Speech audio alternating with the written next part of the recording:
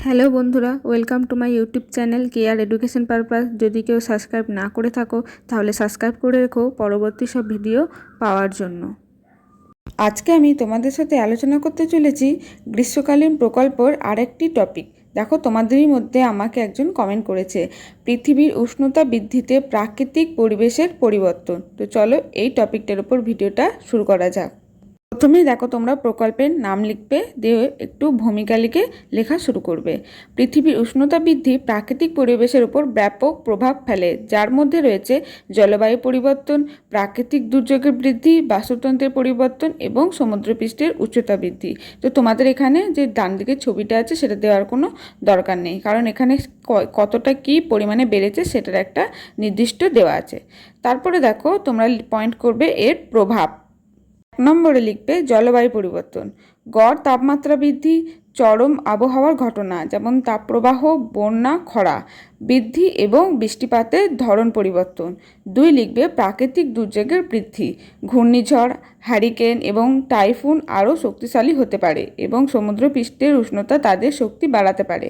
তারপর লিখবে 3 বাস্তুতন্ত্রের পরিবর্তন, উদ্ভিদ ও প্রাণীর আবাসস্থল পরিবর্তন, খাদ্য শৃঙ্খলে পরিবর্তন এবং বিভিন্ন প্রজাতির বিলুপ্তির ঝুঁকি। পরের পয়েন্ট করবে সমুদ্রপৃষ্ঠের উচ্চতা বৃদ্ধি, বরফ ও হিমবাহের গলে যাওয়ার এবং সমুদ্রের জল প্রসারিত হওয়ার ফলে সমুদ্রের উচ্চতা বৃদ্ধি পায়, যা উপকূলীয় অঞ্চলগুলোতে বন্যা ও ক্ষয়ক্ষতির কারণ হতে পারে। তারপরের পয়েন্ট করবে এর কারণ। 1 নম্বর দেখো, বায়ুমণ্ডলে গ্রিনহাউস গ্যাস বৃদ্ধি, জীবাশ্ম জ্বালানি পোড়ানো, শিল্প, বনভূমি ধ্বংস এবং কৃষি কার্যকলাপের কারণে বায়ুমণ্ডলে কার্বন ডাইঅক্সাইড ও অন্যান্য গ্রিনহাউস গ্যাস বৃদ্ধি পায়, যা পৃথিবীর তাপকে আটকে রাখে। 2 নম্বর লিখবে মানুষের কার্যকলাপ, শিল্প বিপ্লব থেকে মানুষ জীবাশ্ম জ্বালানি ব্যবহার করে, যা গ্রিনহাউস গ্যাস নিঃসরণের প্রধান কারণ। তারপরে লিখবে প্রাকৃতিক কারণ, কিছু ক্ষেত্রে সূর্যের কার্যকলাপ, আগ্নেয়গিরির অগ্ন্যুৎপাত এবং পৃথিবীর কক্ষপথের পরিবর্তনের মতো প্রাকৃতিক কারণও জলবায়ু পরিবর্তনের জন্য দায়ী হতে পারে।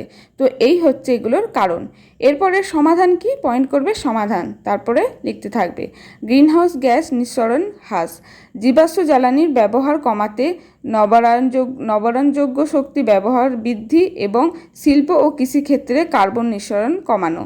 2 নম্বর লিখবে পুনর্গঠন ও পরিবেশ সুরক্ষা, বনভূমি ধ্বংসের পরিবর্তে পুনরুদ্ধার, বর্জ্য ব্যবস্থার উন্নতি এবং জলবায়ু পরিবর্তনের জন্য অভিযোজনমূলক ব্যবস্থা গ্রহণ। তারপরের পয়েন্ট হবে জলবায়ু পরিবর্তন সম্পর্কে সচেতনতা বৃদ্ধি, মানুষ ও বিভিন্ন স্তরের মধ্যে জলবায়ু পরিবর্তনের কারণ, প্রভাব এবং সমাধান সম্পর্কে সচেতনতা বৃদ্ধি।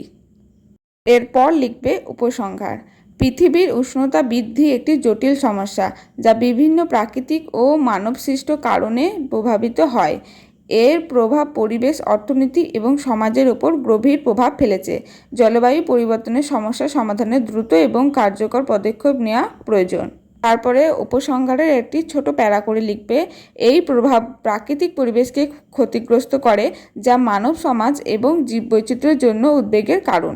জলবায়ু পরিবর্তন মোকাবিলায় দ্রুত পদক্ষেপ নেওয়া প্রয়োজন, যেমন জীবাশ্ম জ্বালানির ব্যবহার হ্রাস, নবায়নযোগ্য শক্তি ব্যবহার বৃদ্ধি এবং বনায়ন প্রভৃতি ইত্যাদি গ্রহণ করলে আমাদের পরিবেশের উষ্ণতা বৃদ্ধি থেকে আমরা মুক্তি পেতে পারি। এরপর দেখো, তোমরা চিত্র বলে পয়েন্ট করবে, দিয়ে এই ছবিগুলো তোমরা পরপর প্রিন্ট আউট করে দিয়ে দেবে, মানে উষ্ণতা বৃদ্ধির জন্য কি কি আমাদের এফেক্ট পড়ছে তার এই চিত্র। মানে ধরো যে গাছের পরিবেশের যে ভারসাম্য নষ্ট হচ্ছে তার চিত্র, পৃথিবীতে আমাদের দূষণ ছড়াচ্ছে সেই চিত্র, এগুলো তো তোমরা এর সাথে রিলেটেড এই ছবিগুলো এখানে দিয়ে দিতে পারো। তাহলে পুরো প্রজেক্টটি তোমাদের কমপ্লিট হয়ে যাবে চিত্রসহ। তো এই হচ্ছে তোমাদের পৃথিবীর উষ্ণতা বৃদ্ধিতে প্রাকৃতিক পরিবেশের পরিবর্তন এই টপিকটির ওপর সামার প্রজেক্ট। তো আজকের ভিডিওটা এই পর্যন্তই। যদি ভিডিও ভালো লাগে একটি লাইক করে দিও, চ্যানেলে নতুন হয়ে থাকলে চ্যানেলটি সাবস্ক্রাইব করে পাশে থেকো এই ধরনের বিভিন্ন টপিক ভিডিও পেতে।